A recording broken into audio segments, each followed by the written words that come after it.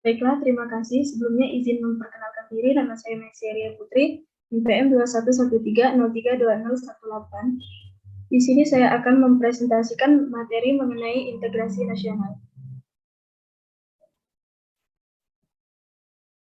Pengertian integrasi nasional. Integrasi nasional merupakan proses penyatuan berbagai perbedaan-perbedaan yang terdapat pada masyarakat sehingga menjadi selaras dalam sebuah bangsa. Perbedaan tersebut meliputi suku, budaya, bahasa, ras, agama, serta faktor kebangsaan lain. Secara politis, integrasi nasional berarti menyatukan berbagai kelompok budaya dan sosial dalam kesatuan wilayah nasional yang membentuk suatu identitas nasional. Sedangkan secara antropologis merupakan proses penyesuaian di antara unsur-unsur kebudayaan yang berbeda.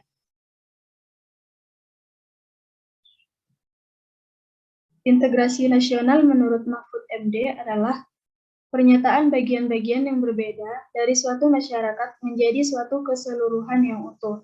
Secara sederhana berarti memadukan masyarakat-masyarakat kecil yang banyak jumlahnya menjadi suatu bangsa. Kemudian menurut Safruddin Bahar, integrasi nasional adalah upaya menyatukan seluruh unsur suatu bangsa dengan pemerintah dan wilayahnya. Sedangkan menurut Ramlan Surbakti, proses penyatuan berbagai kelompok sosial budaya dalam satu kesatuan wilayah dan dalam suatu identitas nasional. Adapun faktor-faktor yang mempengaruhi integrasi nasional, itu ada faktor pendorong. Faktor pendorong ini merupakan faktor yang mempengaruhi kemajuan suatu proses ataupun tindakan tertentu yang dilakukan oleh seorang maupun kelompok. Dalam mewujudkan integrasi nasional ini, terdapat beberapa faktor yang mendorong terwujudnya integrasi nasional di Indonesia, yaitu satu, faktor sejarah. Masyarakat mengalami sejarah yang sama, merasa sama-sama merasakan penjajahan dari Belanda, misalnya. Ini yang membuat Indonesia bersatu. Wilayah Indonesia seperti diketahui bersama adalah semua wilayah. Next. Yang kedua, adanya ideologi nasional. Ideologi nasional negara kita, Indonesia, adalah Pancasila. Sebagai ideologi nasional, Pancasila tidak dapat digantikan oleh ideologi manapun. Walaupun Indonesia sendiri terdiri dari banyak kepercayaan, arti penting dan fungsi Pancasila sebagai pandangan hidup tidak terlepas dari kehidupan sehari-hari masyarakat. Yang ketiga, adanya sikap, tekad, dan keinginan untuk kembali bersatu. Perbedaan serta kemajemukan di Indonesia bukanlah salah satu alasan untuk dijadikan faktor penyebab konflik sosial yang terjadi di masyarakat. Justru perbedaan inilah yang akan membuat masyarakat Indonesia mempunyai keinginan untuk mempersatukan perbedaan di dalam satu kesatuan bangsa yang utuh. Yang keempat adalah adanya ancaman dari luar. Ancaman yang ada dari luar di era globalisasi sekarang ini tidak dapat diartikan sebagai ancaman yang menjajah seperti pada masa kemerdekaan Indonesia. Oleh karena itu, untuk mengantisipasi ancaman dari luar dalam kaitannya dengan budaya globalisasi dan modernisasi, integrasi nasional perlu diwujudkan di setiap lapisan masyarakat yang ada tinggal di wilayah Indonesia. Adapun faktor pendukung integrasi nasional itu adalah penggunaan bahasa Indonesia serta semangat persatuan kesatuan di bangsa Indonesia dan semangat persatuan kesatuan di dalam bangsa. Adapun faktor penghambat integrasi nasional adalah kurangnya penghargaan terhadap kemajemukan, kurangnya toleransi antar sesama golongan, kurangnya kesadaran di dalam diri masing-masing rakyat Indonesia, serta adanya sikap ketidakpuasan terhadap ketimpangan dan ketidakmerataan pembangunan. Syarat-syarat integrasi nasional ada 3, yakni 1. Para anggota masyarakat merasa berhasil saling mengisi kebutuhan satu sama lain. Kedua, terciptanya kesepakatan ataupun konsensus bersama mengenai norma-norma dan nilai-nilai sosial yang dilestarikan serta dijadikan pedoman. Yang ketiga, norma-norma dan nilai-nilai sosial tersebut dijadikan aturan baku dalam melangsungkan sebuah proses integrasi nasional. Adapun ancaman terhadap integrasi nasional. tersebut datang dari luar maupun dari dalam negeri Indonesia sendiri dalam berbagai dimensi kehidupan. Ancaman tersebut biasanya berupa ancaman militer dan non-militer. Ancaman militer sendiri dibagi dalam dua jenis, yaitu ancaman militer dalam negeri serta ancaman militer luar negeri. Misalnya disintegrasi sosial, gerakan separatis, pelanggaran batas-batas negara yang dilakukan oleh negara lain. Sedangkan ancaman non-militer sendiri banyak. Misalnya ada ancaman terhadap dimensi ideologi, politik, ekonomi, serta sosial budaya. Cara mengatasi ancaman integrasi nasional tersebut sudah terdapat dalam pasal 30 ayat 1 sampai dengan 5 UUD 1945, yakni 1. Tiap-tiap warga negara berhak serta wajib ikut serta dalam usaha pertahanan dan keamanan negara. 2. Usaha pertahanan dan keamanan negara dilaksanakan melalui sistem pertahanan dan keamanan rakyat semesta oleh TNI serta Kepolisian Negara Indonesia Republik Indonesia sebagai kekuatan utama dan rakyat sebagai kekuatan pendukung. 3. Tentara Nasional Indonesia. Tentara Nasional Indonesia terdiri atas Angkatan Darat, Angkatan Laut, Angkatan Udara, yakni dijadikan sebagai alat bertugas mempertahankan, melindungi, serta memelihara keutuhan dan kedaulatan negara. 4. Kepolisian Negara Republik Indonesia sebagai alat yang menjaga keamanan dan ketertiban masyarakat, bertugas melindungi, mengayomi, melayani masyarakat, serta menegakkan hukum. 5. Susunan dan kedudukan Tentara Nasional Indonesia. Kepolisian Negara Republik Indonesia memiliki hubungan kewenangan dengan Tentara Nasional Indonesia di dalam menjalankan tugasnya. Syarat-syarat keikutsertaan warga negara dalam usaha pertahanan dan keamanan diatur dengan undang-undang.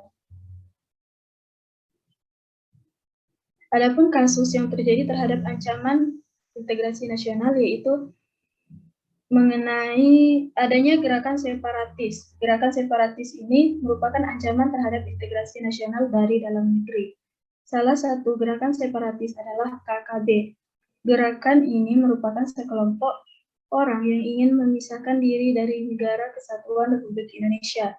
KKB merupakan singkatan dari kelompok kriminal bersenjata yang sebelumnya bernama OPM atau Organisasi Papua Merdeka.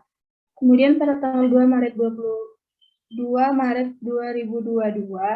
KKB melakukan penyerangan terhadap 9 pekerja.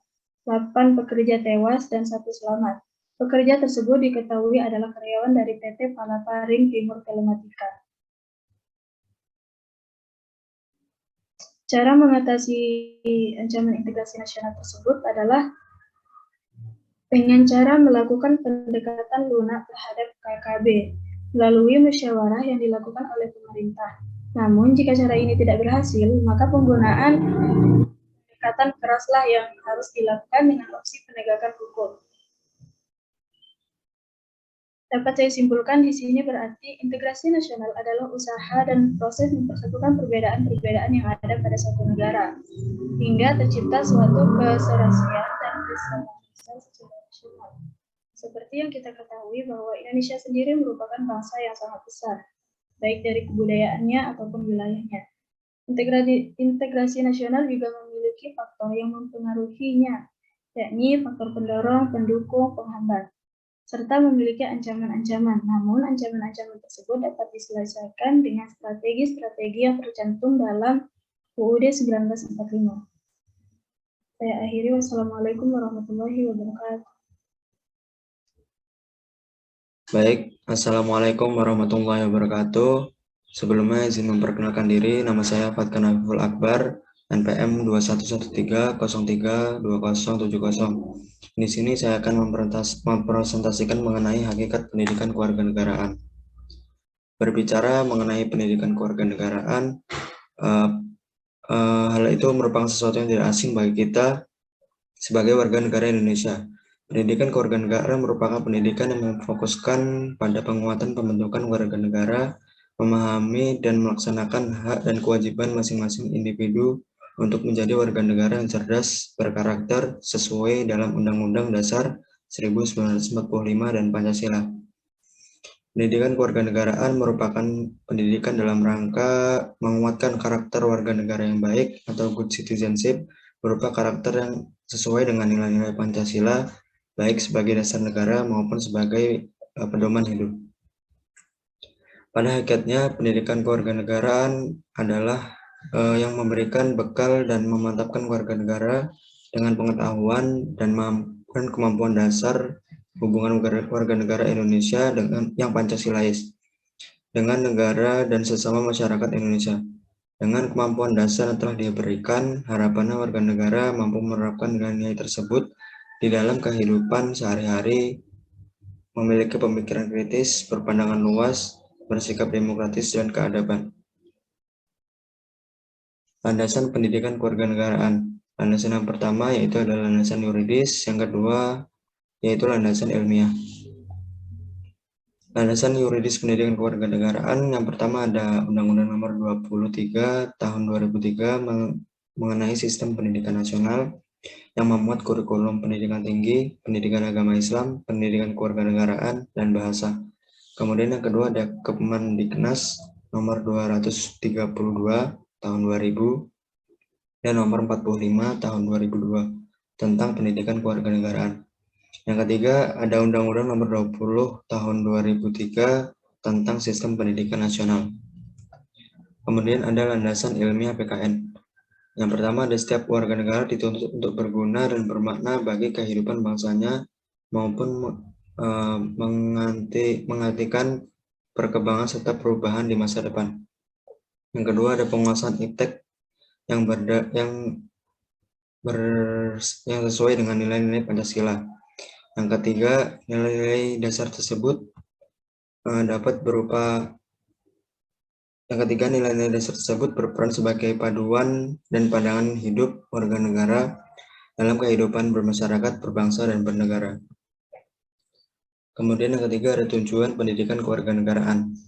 Yang tujuan pertama yakni ada aspek kognitif.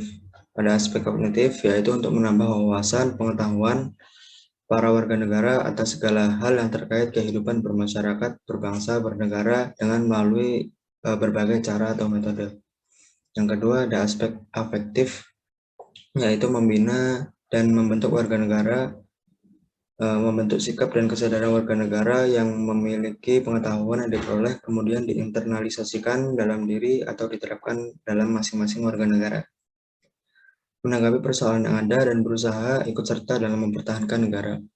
Yang ketiga ada aspek psikomotor, yaitu aspek yang melakukan keterampilan warga negara untuk dapat menjadikan warga negara yang terampil berdemokrasi dengan cara membudayakan sikap dan perilaku sesuai dengan nilai-nilai Pancasila yang berlaku di dalam kehidupan sehari-hari dan sesuai dengan norma kehidupan yang berlaku di masyarakat. Tujuan khusus pendidikan kewarganegaraan yang pertama yaitu mengantarkan warga negara Indonesia memiliki wawasan yang luas, wawasan sadar akan bela negara, memiliki pola pikir, pola sikap untuk cinta tanah air Indonesia. Yang kedua yaitu menumbuh kembangkan wawasan kebangsaan, kesadaran berbangsa dan bernegara sehingga dapat terbentuk wawasan ketahanan negara. Kemudian yang ketiga, menumbuh kembangkan warga negara untuk memiliki pola pikir dan pola sikap yang komprehensif integral pada kehidupan nasional. Kemudian ada 3 tugas pokok pendidikan kewarganegaraan, yaitu yang pertama mengembangkan warga negara dan menjadikan warga negara yang cerdas atau civic intelligence. Yang kedua, membina dan mengarahkan warga negara agar menjadi warga negara yang bertanggung jawab atau civic responsibility. Kemudian yang ketiga, memberikan dorongan kepada masyarakat untuk mampu berpartisipasi atau civic participation dalam kehidupan berbangsa dan bernegara. Kemudian selanjutnya ada permasalahan. Terjadinya kasus kekerasan pada anak yang mengakibatkan kematian pada seorang anak, yakni PNF dengan pelaku Agus 39 tahun. Bocah yang tewas pada kardus menguraikan cerita saat peristiwa pembunuhan pada Jumat tanggal 2 bulan 10 tahun 2015.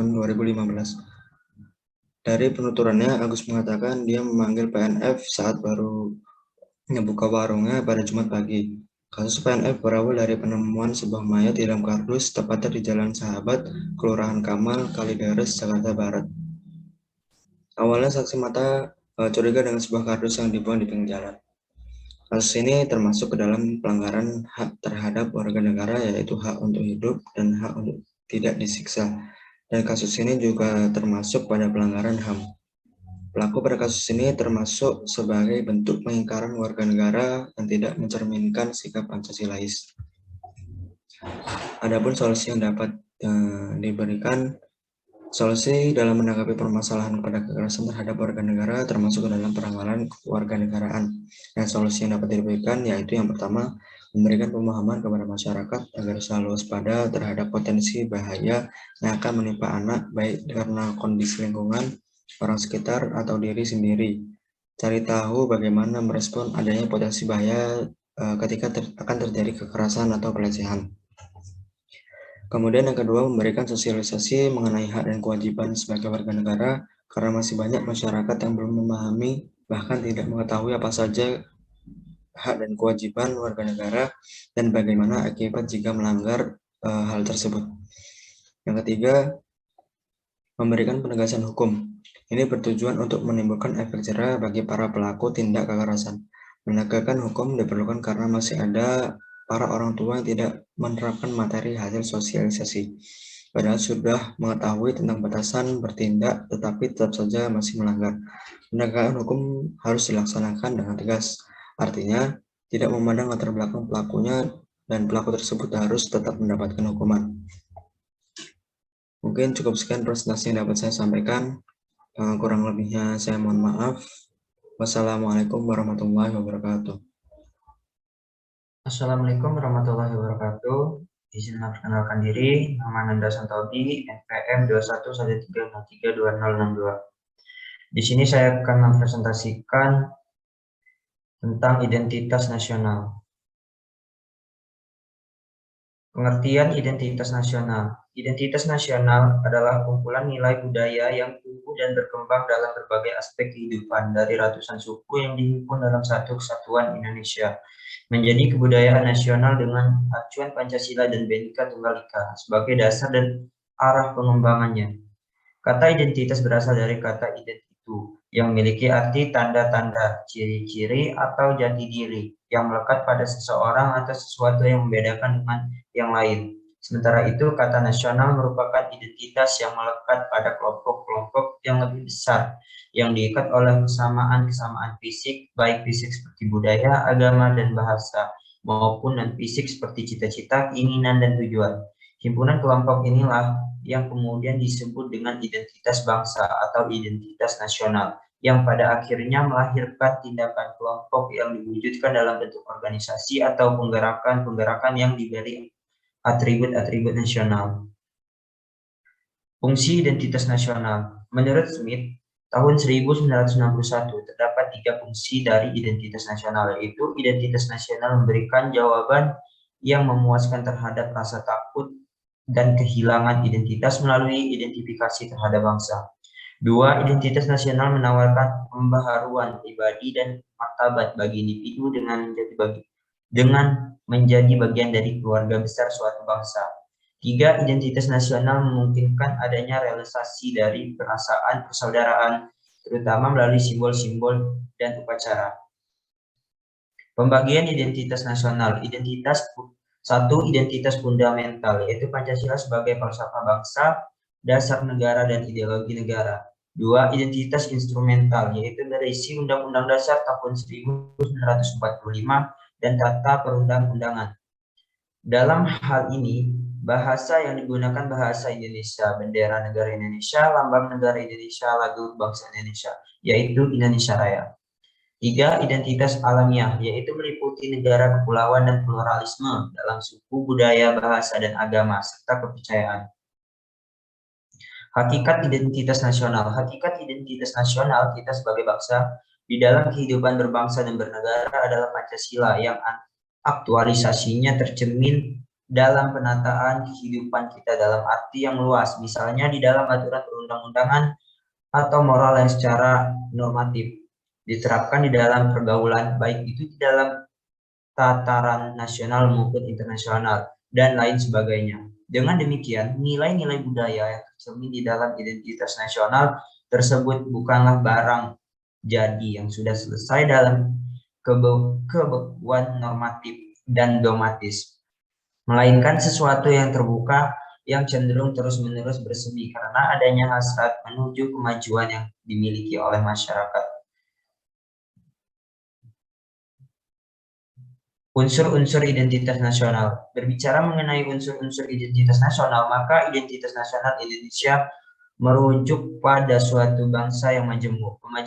Kemajemukan itu merupakan gabungan unsur-unsur pembentukan identitas nasional yang meliputi satu suku bangsa. Suku bangsa merupakan salah satu dari unsur pembentukan identitas nasional, golongan sosial yang khusus yang bersifat askriptif atau ada sejak lahir, di mana sama coraknya dengan golongan umur dan jenis kelamin. Di Indonesia khususnya terdapat banyak sekali suku bangsa atau kelompok etnis dengan tidak kurang 300 dialek bahasa.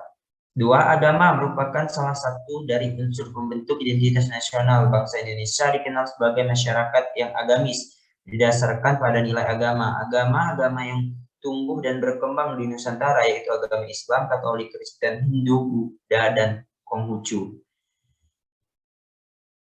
Tiga, kebudayaan. Kebudayaan merupakan salah satu dari unsur pembentuk identitas nasional. Pengetahuan manusia sebagai makhluk sosial yang isinya adalah perangkat-perangkat atau modal-modal pengetahuan yang secara kolektif digunakan oleh pendukung-pendukung untuk menafsirkan dan memahami lingkungan yang dihadapi dan digunakan sebagai rujukan atau pedoman untuk bertindak dalam bentuk kelakuan dan benda-benda kebudayaan sesuai dengan lingkungan yang dihadapi. 4, bahasa. Bahasa merupakan salah satu dari unsur pembentuk identitas nasional. Dalam hal ini, bahasa dipahami sebagai sistem perlambangan yang secara arbiter dibentuk atas unsur-unsur bunyi ucapan manusia dan digunakan sebagai sarana berinteraksi antar manusia.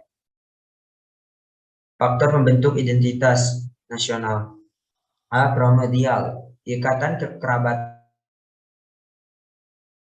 darah dan keluarga, dan kesamaan suku, bangsa, daerah, bahasa, dan adat istiadat merupakan faktor-faktor primordial yang dapat membentuk negara bangsa. Primordialisme tidak hanya menimbulkan pola perilaku yang sama, tetapi juga melahirkan preferensi yang sama tentang masyarakat negara yang dicita-citakan. B. Sakra atau keagamaan. Kesamaan agama yang dianut oleh suatu masyarakat atau ikatan ideologi yang kuat dalam masyarakat juga merupakan faktor yang dapat membentuk negara bangsa. Namun, kadang terjadi kesamaan agama dan ideologi suatu masyarakat juga menjadi faktor yang mempersulit proses pembentukan negara bangsa. C. Pemimpin bangsa. Kepemimpinan dari seorang tokoh yang disegani dan dihormati secara luas oleh masyarakat dapat menjadi faktor yang menyatukan suatu bangsa-bangsa. Pemimpin ini menjadi panutan sebagai warga masyarakat, mengidentifikasikan diri pada sang pemimpin, dan ia dianggap sebagai penyambung lidah masyarakat. D. Sejarah. Sejarah persepsi yang sama tentang asal-usul nenek moyang dan atau tentang pengalaman masa lalu, seperti penderitaan yang sama akibat dari penjajahan, tidak hanya melahirkan solidaritas, sependeritaan dan penanggungan, tetapi juga tekad dan tujuan yang sama antara kelompok suku bangsa. Bhinneka Tunggal Ika, prinsip bersatu dalam perbedaan, unity in diversity, merupakan salah satu faktor yang dapat membentuk bangsa negara. Bersatu dalam perbedaan artinya kesediaan warga masyarakat untuk bersama dalam suatu lembaga yang disebut negara atau pemerintahan, walaupun mereka memiliki suku, bangsa, adat istiadat, ras, atau agama yang berbeda. Perkembangan ekonomi. Perkembangan ekonomi, industrialisasi akan melahirkan spesialisasi pekerjaan yang beraneka ragam sesuai dengan kebutuhan masyarakat. Semakin tinggi mutu dan semakin bervariasi kebutuhannya masyarakat, semakin tinggi pula tingkat saling bergantung di antara berbagai jenis pekerjaan. Permasalahan. Klaim batik yang dilakukan oleh Malaysia terhadap Indonesia. Malaysia adalah salah satu negara yang menjadi tetangga dari negara kita, yaitu Indonesia. Selain pemerintah Malaysia terhadap budaya Indonesia sangat meresahkan masyarakat Indonesia, dikarenakan klaim tersebut menambah banyak khasanah budaya kain batik merupakan salah satu hasanah budaya Indonesia yang pertama kali diklaim oleh Malaysia. Tiba-tiba Malaysia memperkenalkan kain batik sebagai barang buatan asli Malaysia ke mancanegara di awal tahun 2000. Para pengrajin batik Indonesia sempat mengeluarkan tindakan pemerintah Malaysia yang akan mematahkan batik sebagai barang buatan mereka.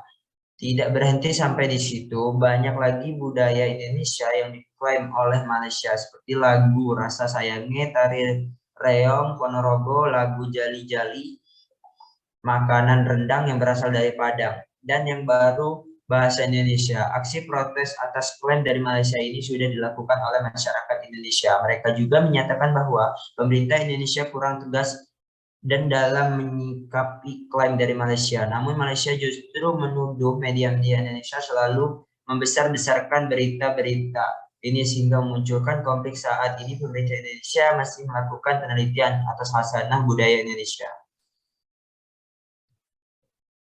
Menteri Kebudayaan dan Pariwisata Bapak Jero Wasit menyatakan pemerintah Indonesia dan Malaysia sudah melakukan kesepakatan untuk menentukan batas area kepemilikan kebudayaan. Ini boleh digunakan oleh Malaysia namun tetap merupakan milik Indonesia. Pihak berjanji dalam waktu dekat akan menyebarluaskan hasil penelitian kesepakatan ini ke masyarakat. Menanggapi pengakuan tersebut, Kepala Bidang Perdagangan Dalam Negeri Dinas Perindustrian dan Perdagangan Jawa Timur Arifin T. Haryadi merasa bangga karena batik sebagai warisan nenek moyang Indonesia bisa memperoleh pengakuan internasional. Kerajinan batik Indonesia suatu sepantasnya diakui menjadi warisan budaya dunia. Untuk itu bangsa Indonesia tidak perlu khawatir jika negara lain mengakui batik menjadi miliknya. Menurut dia, klaim yang dilakukan Malaysia dengan alasan memproduksi batik tertentu perlu dilihat bahwa produk itu dilakukan Malaysia dengan alasan memproduksi batik tertentu.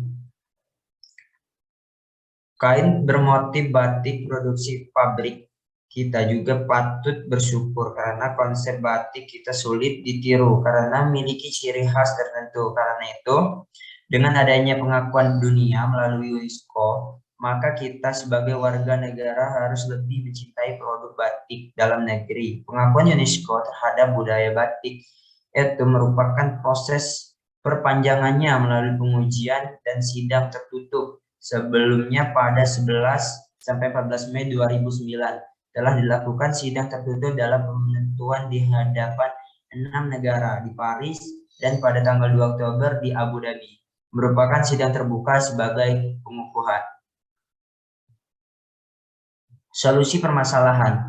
Jadi masalah ini saya menyarankan bahwa masyarakat pemerintah Indonesia harus menjaga dan melestarikan kebudayaan yang ada di Indonesia. Sebenarnya mengklaim yang dilakukan oleh negara Malaysia juga disebabkan karena adanya peluang yang diberikan Indonesia. Masyarakat pemerintah selama ini dianggap kurang peduli dan kurang memperhatikan kebudayaan negaranya. Masyarakat Indonesia terlihat seperti itu pengaruh oleh negara luar sehingga tidak memperhatikan ciri khas dan kebudayaan negara sendiri. Begitu pula dengan pemerintah yang terlalu fokus akan masalah kerjasama internasional. Jika pemerintah tidak melihat budaya sebagai sebuah kekuatan bagi bangsa atau daerahnya sendiri, maka tidak heran suatu saat kebudayaan tersebut akan diklaim menjadi milik negara lain. Pemerintah Indonesia tidak boleh lagi menutup mata dan diam saja melihat daya yang diakui oleh negara lain. Saran lain dari kami adalah pemerintah Indonesia perlu melakukan hubungan diplomatik sebagai komunikasi politik dengan Malaysia untuk membahas masalah kebudayaan ini agar tidak ada lagi kesalahpahaman dan konflik antara Indonesia dan Malaysia yang berada dalam satu regional Asia Tenggara dan ASEAN. Ini sekarang kita sebagai warga negara Indonesia tidak perlu khawatir lagi terhadap budaya batik kita karena budaya batik kita memiliki ciri khas yang tidak dimiliki bangsa lain, yaitu batik yang diproduksi menggunakan tangan dan telah mendapatkan pengakuan dari dunia melalui UNESCO. Pada tanggal 2 Oktober 2009 malam disebutkan budaya batik adalah warisan budaya tak benda, intangible cultural heritage. Sekian presentasi dari saya. Terima kasih. Assalamualaikum warahmatullahi wabarakatuh. Baik, sebelumnya Assalamualaikum warahmatullahi wabarakatuh. Izin memperkenalkan diri. Nama saya Siti Rahmawati, NPM 2113032076. Di sini saya akan menyampaikan materi tentang identitas nasional. Pengertian identitas nasional.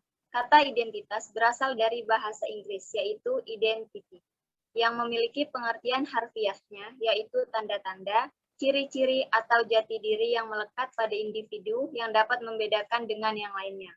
Dengan kata lain, berupa simbol atau hal-hal yang menonjol dan unik. Sedangkan kata nasional itu sendiri merupakan identitas yang melekat pada kelompok-kelompok yang lebih besar yang diikat oleh kesamaan fisik yang mencakup kebudayaan, agama, dan bahasa, maupun non-fisik seperti cita-cita, keinginan, dan tujuan.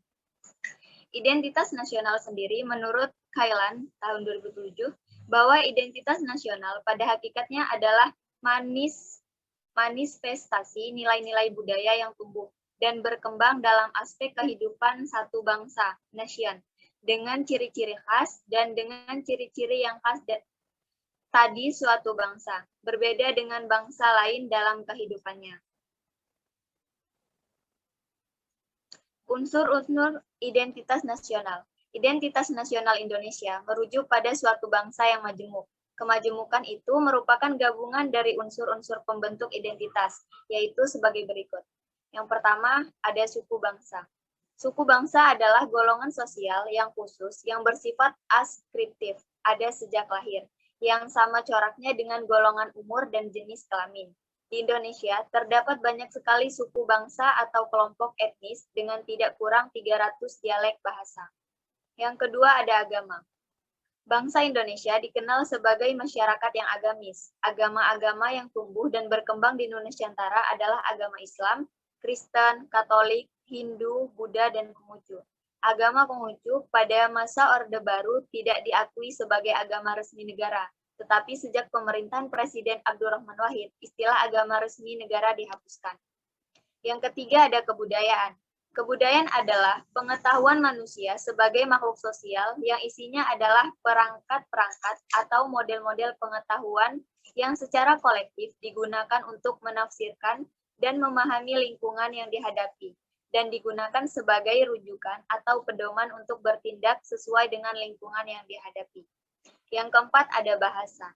Bahasa dipahami sebagai sistem perlambang yang secara arbiter dibentuk atas unsur-unsur bunyi, ucapan manusia, dan yang digunakan sebagai sarana berinteraksi antar manusia.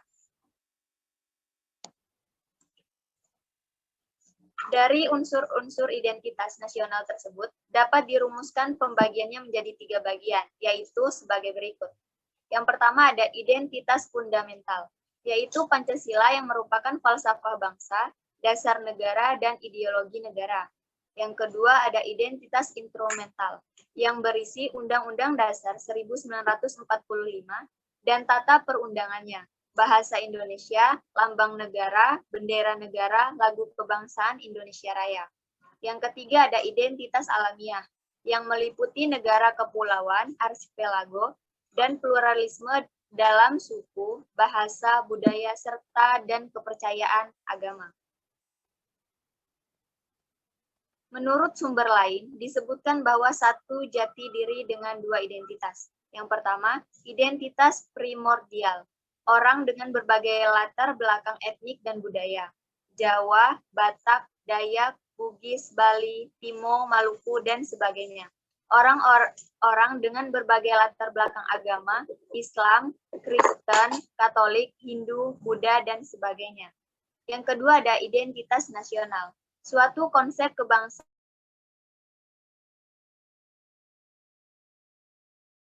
oleh suku-suku tersebut.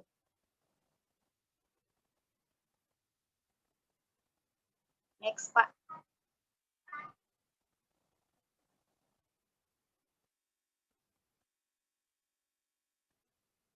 Pancasila sebagai identitas nasional. Pancasila adalah identitas bangsa Indonesia. Pancasila merupakan sumber dari segala sumber. Di dalam Pancasila terkandung nilai-nilai yang luhur, baik, serta dapat menguntungkan bagi masyarakat. Pancasila memiliki 5 sila yang memiliki satu nilai yang terkandung dalam Pancasila, yaitu yang pertama ada ketuhanan yang Maha Esa, yang kedua kemanusiaan yang adil dan beradab, yang ketiga persatuan Indonesia, yang keempat kerakyatan yang dipimpin oleh hikmat kebijaksanaan dalam permusyawaratan perwakilan, dan yang kelima keadilan sosial bagi seluruh rakyat Indonesia. Yang pertama yaitu nilai ketuhanan. Dalam nilai ini, kita diajarkan untuk percaya dan takwa kepada Tuhan yang Maha Esa, sesuai dengan kepercayaan yang dianut masing-masing. Seperti kita ketahui, masyarakat Indonesia dikenal sebagai masyarakat yang agamis. Indonesia memiliki 5 agama yang diakui, yakni Islam, Kristen, Katolik, Hindu, dan Buddha. Kita semua hidup berdampingan, dan diharapkan kita saling menghormati antara pemeluk satu dengan yang lainnya. Yang kedua ada nilai kemanusiaan. Manusia adalah makhluk sosial. Kita tidak dapat hidup sendiri tanpa bantuan orang lain. Kita diajarkan untuk peduli terhadap sesama, menjunjung tinggi harkat dan martabat manusia sebagai makhluk ciptaan Tuhan yang Maha Esa. Yang ketiga, nilai persatuan. Sebagai warga Indonesia yang baik, selayaknya kita menjaga dan mampu menempatkan persatuan, kesatuan, serta kepentingan bangsa dan negara sebagai kepentingan bersama. Selain itu, kita harus mengembangkan rasa cinta tanah, air, dan bangsa. Yang keempat, nilai kerakyatan. Nilai yang diajarkan dalam nilai kerakyatan ini adalah dalam bermusyawarah, hendaknya menghargai pendapat orang lain, sehingga mencapai kata mufakat. Terpenting lagi, kita tidak diperbolehkan memaksakan kehendak orang lain. Yang kelima ada nilai keadilan. Dengan adanya nilai ini, kita diajarkan untuk mengembangkan sikap adil, menghargai hak orang lain. Next. Faktor-faktor pendukung kelahiran identitas nasional. Yang pertama yaitu faktor objektif, yang meliputi faktor geografis, ekologis, dan demografis. Yang kedua ada faktor subjektif, yaitu faktor historis, sosial, politik, dan kebudayaan. Faktor-faktor yang diperkirakan menjadi identitas bersama suatu bangsa, yaitu yang pertama primordial, yang kedua sakral, yang ketiga tokoh, yang keempat bineka tunggal ika, yang kelima sejarah, yang keenam perkembangan ekonomi, dan yang ketujuh kelembagaan. Penerapan identitas nasional. Identitas nasional merupakan suatu ciri khas yang membedakan masyarakat Indonesia dengan masyarakat lainnya. Tentunya, seperti yang kita semua pahami, negara kita memiliki Pancasila sebagai dasar negara, bahasa Indonesia sebagai bahasa negara, merah putih sebagai bendera negara, Garuda Pancasila sebagai lambang negara, dan Indonesia Raya sebagai lagu kebangsaan. Khusus identitas nasional Indonesia, yaitu contohnya Pulau Ambalat. Luas cakup 15.235 km persegi yang terletak di Laut Sulawesi dan Selat Makassar dan berada di dekat perpanjangan perbatasan darat antara Sabah Malaysia dan Kalimantan Timur Indonesia. Penamaan blok laut ini didasarkan atas kepentingan eksplorasi kekayaan laut dan bawah laut, khususnya dalam bidang pertambangan minyak. Blok laut ini tidak semuanya kaya akan minyak mentah. Kali ini juga Indonesia, Malaysia menghadapi persoalan wilayah Ambalat akibat pemberian konsesi untuk eksplorasi minyak oleh perusahaan minyak Malaysia, Petronas, pada 1 Februari 2005. Kepada perusahaan Shell asal Inggris atau Belgia di Laut Sulawesi yang berada di sebelah timur Pulau Kalimantan, Indonesia menyebut wilayah yang diklaim Malaysia itu Blok Ambalat dan Blok East Ambalat. Next.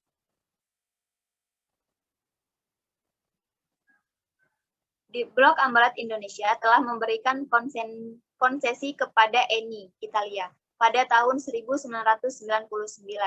Dan sekarang dalam tahap eksplorasi. Sedangkan Blok East Ambalat diberikan kepada Unocal, Amerika Serikat, pada tahun 2004. Untuk Blok East Ambalat, kontrak baru ditandatangani pada tanggal 13 Desember 2004. Namun, kontrak ini menjadi bermasalah ketika Malaysia mengklaim masalah tersebut sebagai wilayahnya dan menolak klaim Indonesia. Malaysia mengklaim Ambalat wilayahnya dengan pertimbangan berada dalam teritorial Malaysia sebagai implikasi lepasnya Sipadan Ligitan yang tentu berdampak kepada luas batas perairannya. Parahnya, kedua negara belum menuntaskan garis batas teritorial laut. Perdana Menteri Abdullah Ahmad Badawi dengan tegas mengklaim wilayah East Ambalat adalah wilayahnya. Sebaliknya, dan patut diherankan adalah pernyataan Menteri Pertahanan Buwono Sudarsono yang tidak menganggap sikap Malaysia tersebut sebagai ancaman. Pernyataan tersebut tentu mempunyai banyak interpretasi. Sebagai salah satu bentuk sikap politik, hal itu dapat dibenarkan. Namun dalam kondisi keterpurukan Indonesia seperti sekarang, ketegasan sangat diperlukan untuk mengatakan sikap Malaysia tersebut dapat menjadi ancaman bagi Indonesia. Next. Solusi. Upaya yang harus dilakukan oleh pemerintah Indonesia menghadapi permasalahan yang mengancam identitas nasional Indonesia di Pulau Ambalat. Kasus Ambalat tentu harus diselesaikan secara damai. Pengerahan angkatan perang AL telah menunjukkan keseriusan Indonesia dalam menjaga wilayahnya. Setidaknya terdapat beberapa langkah lain yang dipandang perlu dilakukan. Antara lain, yang pertama, diplomasi langsung antar pemerintah. Kalau perlu, antar kepala negara, tanpa harus merasa rendah diri. Hal ini penting segera dilakukan, karena peluang Malaysia mendapatkan Ambalat terbuka lebar. Belajar dari skema penyelesaian Sipadan Ligitan. Diplomasi dilakukan dengan tetap mengikuti landasan internasional. Langkah pertama ini harus dengan tegas dan kalau perlu Indonesia harus memaksa dalam mempertahankannya. Yang kedua, pemberdayaan pulau-pulau kecil perbatasan.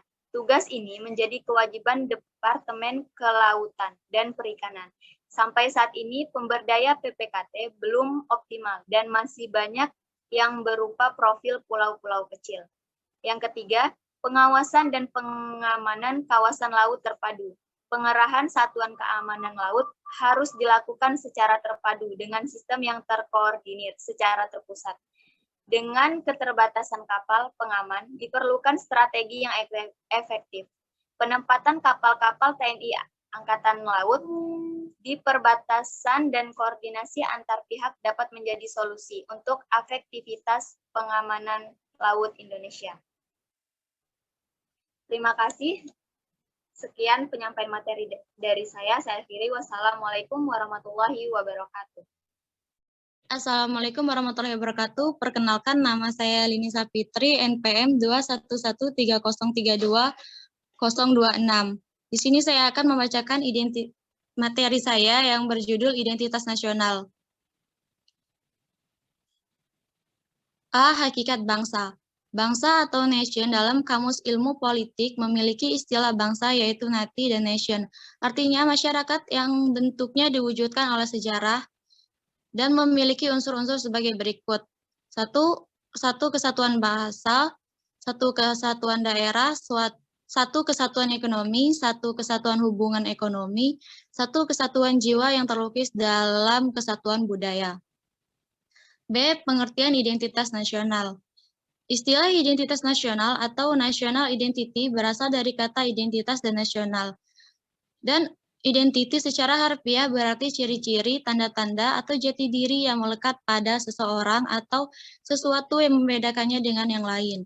Sedangkan kata nasional atau nasional merupakan identitas yang melekat pada kelompok-kelompok yang lebih besar, yang diikat oleh kesamaan-kesamaan baik fisik seperti budaya, agama, bahasa, maupun non-fisik seperti keinginan, cita-cita, dan tujuan. C. Faktor identitas nasional. Kelahiran identitas nasional suatu bangsa memiliki sifat, ciri khas, serta keunikan sendiri-sendiri yang sangat ditentukan oleh faktor-faktor yang mendukung kelahiran identitas nasional tersebut.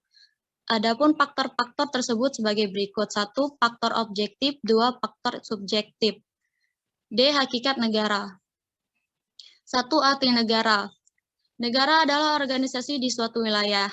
B. Negara adalah kelompok sosial yang menduduki wilayah.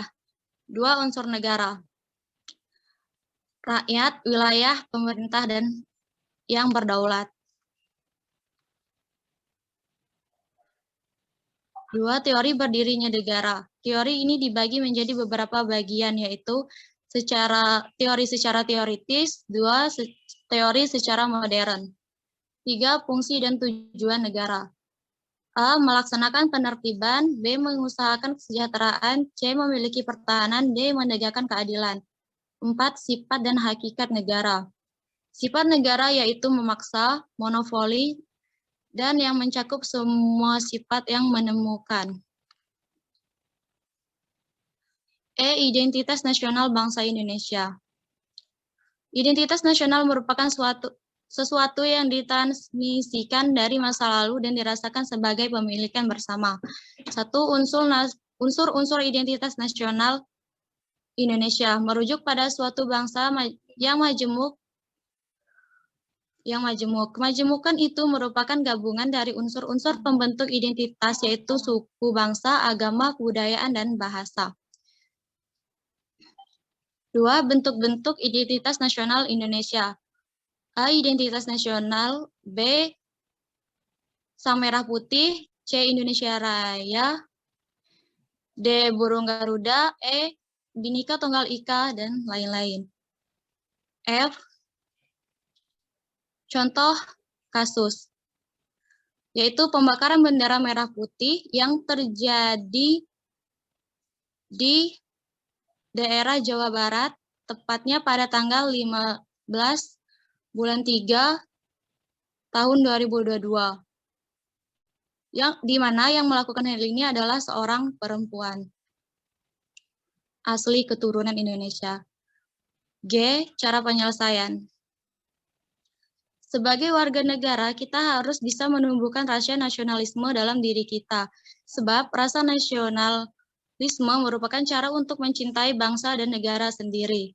Maka dari itu, penting menekankan rasa nasionalisme kepada generasi muda dan seorang pemimpin. Dikarenakan sejatinya seorang pemimpin memiliki pengaruh terhadap nasionalisme yang harus dijaga dan harus mengutamakan bangsa di atas kepentingannya serta kelompoknya.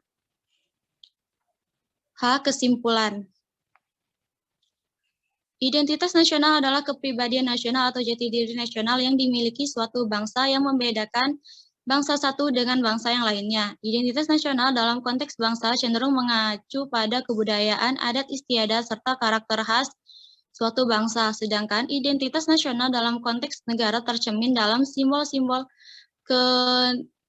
penerapan tentang identitas nasional harus tercermin pada pola pikir, pola sikap, dan pola tindak yang senantiasa mendahulukan kepentingan bangsa dan negara daripada kepentingan pribadi atau kelompok. Sekian dari saya, terima kasih. Assalamualaikum warahmatullahi wabarakatuh. Perkenalkan, nama saya Alma Rahmawati, NPM 211-303-2002. Di sini saya akan menyampaikan materi tentang integrasi nasional. Lanjutan. Pengertian integrasi nasional. Integrasi nasional berasal dari kata integrasi dan nasional.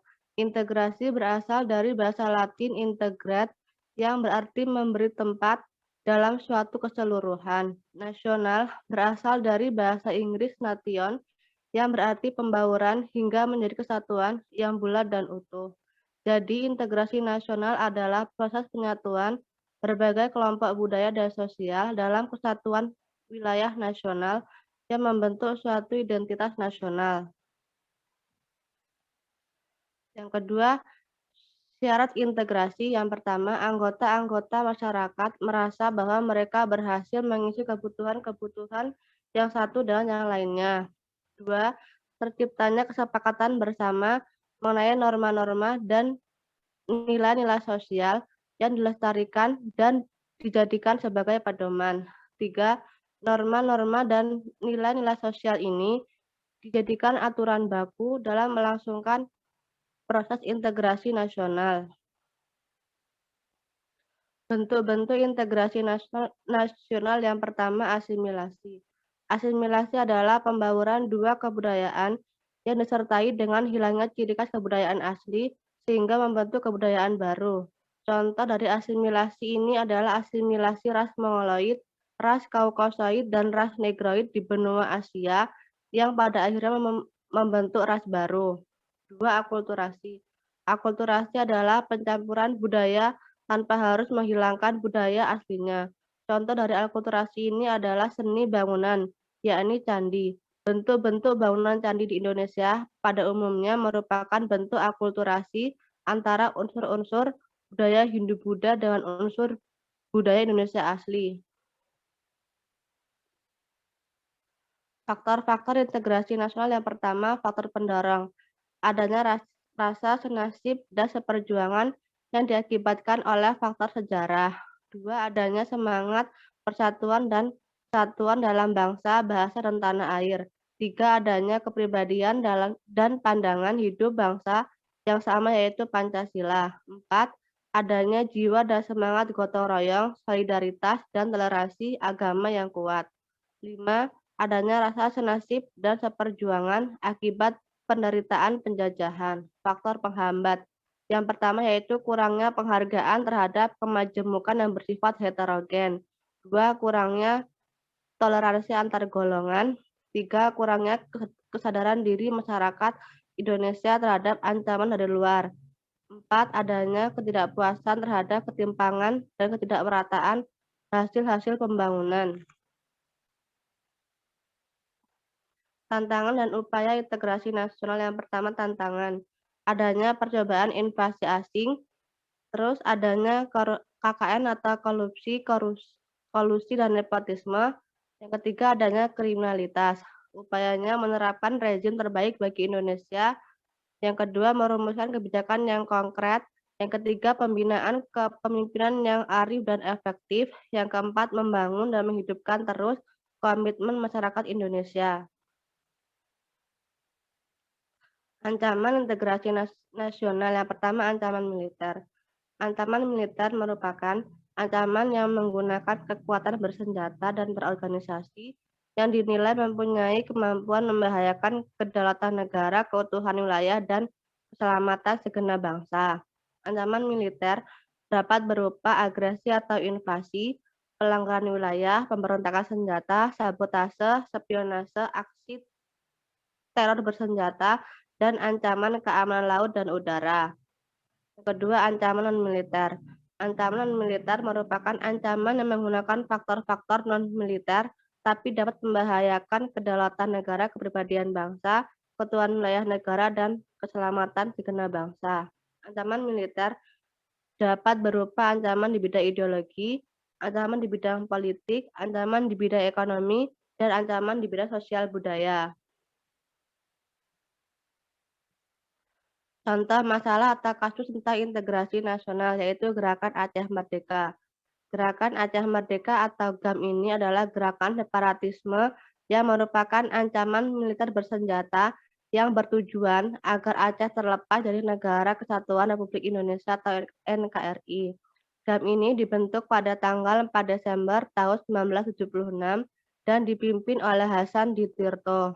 Penyebab konflik yang terjadi di Aceh ini disebabkan oleh beberapa hal yaitu perbedaan tentang hukum Islam, ketidakpuasan atas distribusi sumber daya alam di Aceh, dan peningkatan jumlah orang Jawa di Aceh, serta adanya perbedaan keinginan antara pemerintah RI dan GAM. Konflik yang terjadi sejak tahun 1976 ini hingga tahun 2005 ini telah menjatuhkan hampir 15.000 korban jiwa. Dalam konflik tersebut, GAM melalui 3 tahapan, yaitu tahun 1977, 1989, dan 1998. Solusi atau penyelesaian. Penyelesaian dari Gerakan Aceh Merdeka yakni pada tanggal 26 Desember tahun 2004, terjadi bencana gempa bumi dan tsunami besar yang menimpa Aceh. Kejadian ini memaksa para pihak yang bertikai untuk kembali ke meja perundingan atas inisiasi dan mediasi oleh pihak internasional. Selanjutnya, tanggal 27 Februari tahun 2005, pihak GAM dan pemerintah Republik Indonesia memulai tahap perundingan di Fanta Finlandia. Pada tanggal 17 Juli tahun 2005, setelah berunding selama 25 hari, tim perunding Indonesia berhasil mencapai kesepakatan damai dengan GAM di Fanta Finlandia. Penandatanganan kesepakatan damai dilangsungkan pada tanggal 15 Agustus tahun 2005. Proses perdamaian selanjutnya dipantau oleh tim yang bernama Aceh Monitoring Mission atau AMM yang beranggotakan 5 negara ASEAN. Semua senjata gerakan Aceh Merdeka yang berjumlah 840 senjata diserahkan kepada Aceh Monitoring Mission pada 19 Desember tahun 2005. Kemudian pada tanggal 27 Desember, GAM melalui juru bicara militernya, Sofian Daud, menyatakan bahwa sayap militer Tentara Negara Aceh atau TNA telah resmi dibubarkan secara formal. Solusi yang lain yang bisa mengatasi gerakan Aceh Merdeka yaitu dengan cara mempertahankan keutuhan negara Republik Indonesia tanpa campur tangan dari luar maupun dalam negeri sekalipun. Demikian dapat saya sampaikan, saya akhiri. Wassalamualaikum warahmatullahi wabarakatuh.